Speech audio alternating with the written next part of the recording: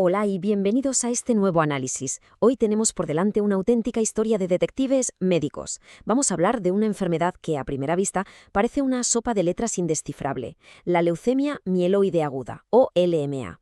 A lo largo de los próximos minutos vamos a desmontar este complejo rompecabezas médico. Transformaremos toda esa jerga clínica tan técnica en pistas clarísimas para entender cómo la ciencia investiga, clasifica y, en última instancia, combate esta enfermedad. Vale, vamos a sumergirnos de lleno en esto. Esta es nuestra hoja de ruta. 1. Descifrando la leucemia mieloide.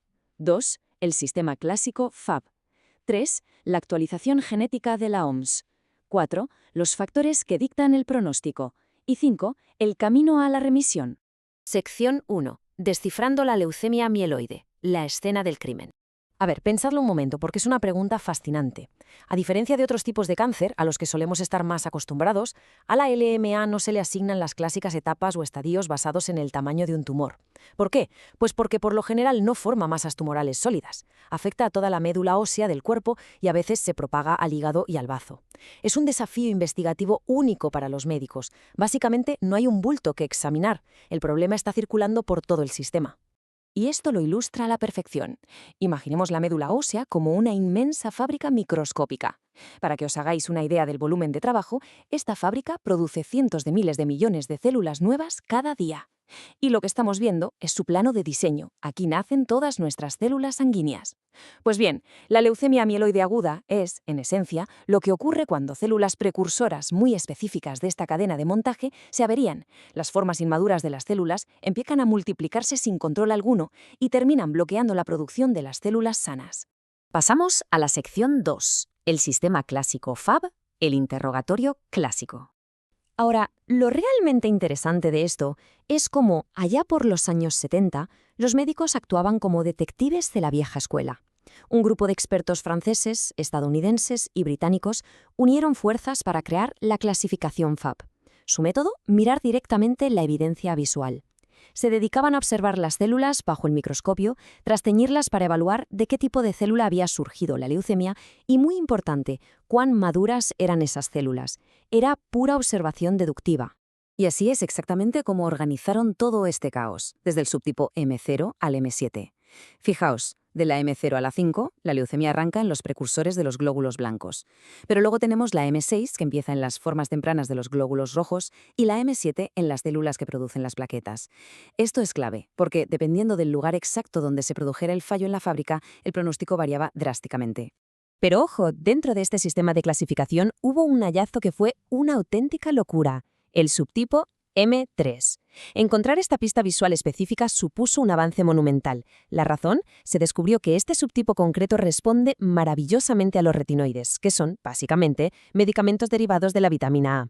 Identificar a este sospechoso en particular permitía aplicar un tratamiento súper específico. Demostró que tener la clasificación correcta puede cambiar literalmente las reglas del juego.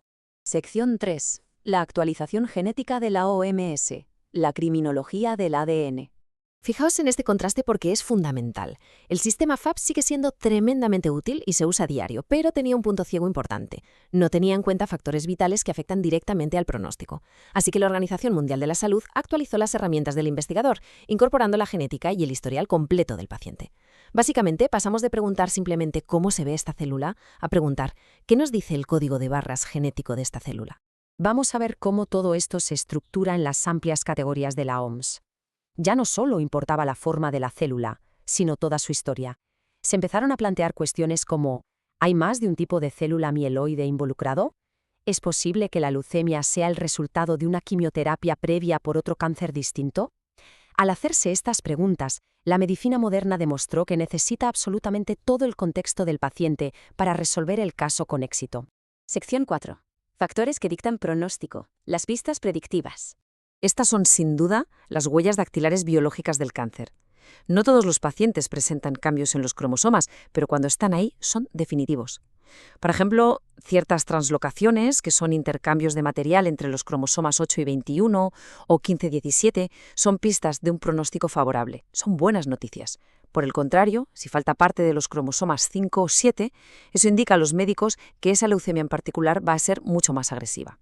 Y luego bajamos aún más, al nivel de los genes específicos. Resulta que alrededor de 1 de cada 3 pacientes tiene una mutación en el gen FLT3. Históricamente, esto auguraba un peor pronóstico. Sin embargo, y aquí reside la magia de la investigación moderna, encontrar esta mutación ya no es solo una mala noticia, es una diana terapéutica. Ayuda a desarrollar nuevos medicamentos enfocados exclusivamente en atacar ese gen anormal. Por otro lado, si encontramos cambios en el gen NPM1 de forma aislada, el escenario al que apuntamos es muchísimo más alentador. Así que el punto crucial aquí es que no nos podemos fijar solo en la genética. El simple análisis de sangre arroja datos vitales. Si el recuento de glóbulos blancos supera la asombrosa cifra de 100.000 en el momento del diagnóstico, bueno, eso es una señal de alarma enorme. Está asociado a un peor pronóstico y les dice directamente a los especialistas que se están enfrentando a una batalla bastante más complicada. Además, aparte de la genética y de contar células, el contexto vital es fundamental para encajar todas las piezas. La edad pesa muchísimo, los tratamientos intensivos son bastante más difíciles de tolerar a edades avanzadas. Tener un historial previo de trastornos de la sangre o una infección activa complica enormemente el caso. Y si las células leucémicas han conseguido cruzar hasta el cerebro y la médula espinal, el desafío se multiplica por 1000, porque muchos de los medicamentos convencionales sencillamente no logran penetrar en esa zona. Llegamos a la sección 5. El camino a la remisión, caso cerrado. En este contexto de la LMA, la palabra remisión tiene niveles de éxito que son profundamente microscópicos. Ya no basta con que el paciente se sienta bien. Una remisión completa significa tener menos de un 5% de células anormales en la médula. Pero la medicina moderna va más allá. Busca la remisión molecular, es decir, que no quede ni un solo rastro genético, ni siquiera usando pruebas extremadamente sensibles. Si quedan células escondidas bajo el radar convencional, pero detectables por alta tecnología, hablamos de enfermedad residual mínima. Es una vigilancia exhaustiva, casi obsesiva, para asegurar que el caso está de verdad cerrado. Y esto nos deja con una reflexión final muy orientada al futuro. La forma en que entendemos e investigamos la leucemia mieloide aguda no para de evolucionar. Si hoy en día las anomalías en el ADN ya nos permiten predecir cómo se va a comportar la enfermedad, pensad en esto.